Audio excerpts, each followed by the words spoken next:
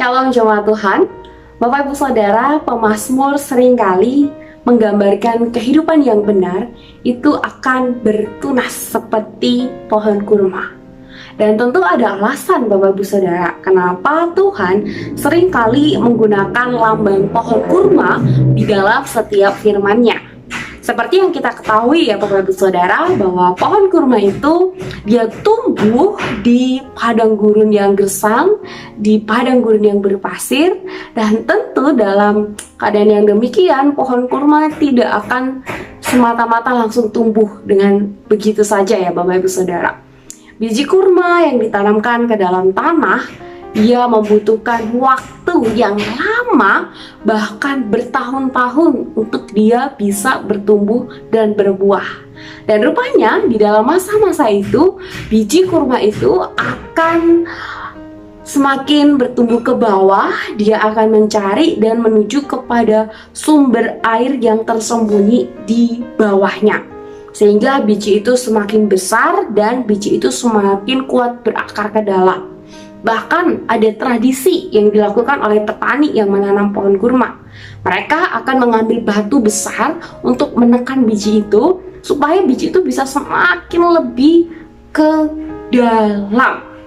Nah Bapak Ibu Saudara, pada saatnya nanti pohon kurma ini akan bertumbuh dan berbuah, terus berbuah sampai pada masa tuanya.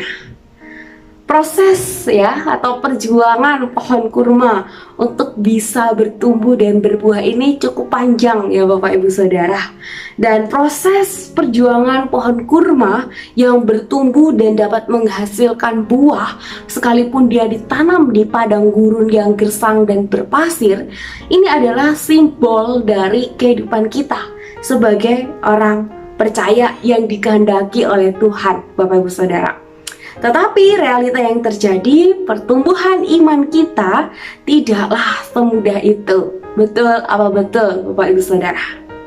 Di awal perjalanan iman kita mungkin cenderung bersemangat ya, menggebu-gebu, dan mungkin kita sudah lakukan ini dan itu, kita rela berkorban untuk Tuhan, untuk melayani Tuhan. Tetapi seiring berjalannya waktu Bapak Ibu Saudara, kita menemukan bahwa tidaklah semudah untuk kita terus bisa mengerjakan pertumbuhan iman kita. Banyak hal yang bisa menyebabkan iman kita ini goyah. Banyak hal yang dapat menyebabkan iman kita ini menjadi tawar, bahkan mati. Dan ada banyak alasan mungkin yang kita punya. Dan salah satunya mungkin kita katakan, saya tidak bisa memahami kehendak Tuhan secara penuh di dalam kehidupan saya. Mungkin kita juga bertanya-tanya kepada Tuhan atas setiap permasalahan yang sedang kita hadapi. Sama seperti yang diucapkan oleh Nabi Habakuk. Coba kita lihat firman Tuhan Bapak Ibu Saudara. Di dalam Habakuk pasal yang pertama, ayat yang kedua, firman Tuhan berkata, "Berapa lama lagi Tuhan aku berteriak, tetapi tidak kau dengar. Aku berseru kepadamu penindasan, tetapi tidak kau tolong." Bapak Ibu Saudara, kita perlu menyadari satu hal, bahwa iman itu bukan produk instan.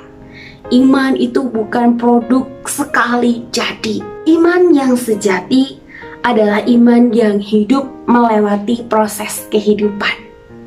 Sama halnya dengan pertumbuhan fisik ya Bapak Ibu Saudara. Pertumbuhan rohani kita juga akan mengalami pertumbuhan dengan adanya latihan dan ujian.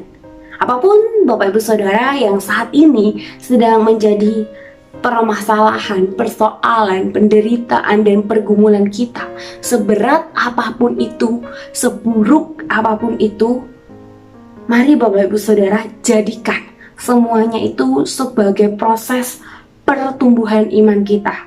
Permasalahan, persoalan, penderitaan yang kita hadapi kiranya justru semakin mendewasakan akan iman kita.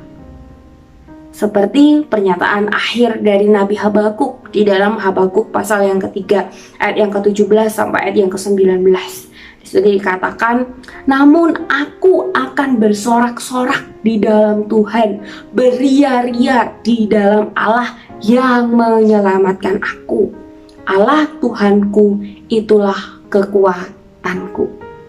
Bapak Ibu Saudara, mendengar firman Tuhan dengan setia itu tidaklah cukup. Pernyataan beriman saja itu juga tidak cukup. Yang jauh lebih penting adalah kita juga harus taat dan mempraktekkan apa yang sudah kita dengar, apa yang sudah kita pelajari, dan apa yang sudah kita imani, supaya kita bisa semakin hari semakin bertumbuh di dalam Tuhan. Mari kita tundukkan kepala. Tuhan, kami bersyukur punya Allah yang selalu memberikan kami kekuatan untuk melewati hari-hari kami yang mungkin berat dan begitu banyak pergumulan yang sedang kami hadapi. Tapi kami bersyukur kami boleh senantiasa diberikan kekuatan daripada Tuhan.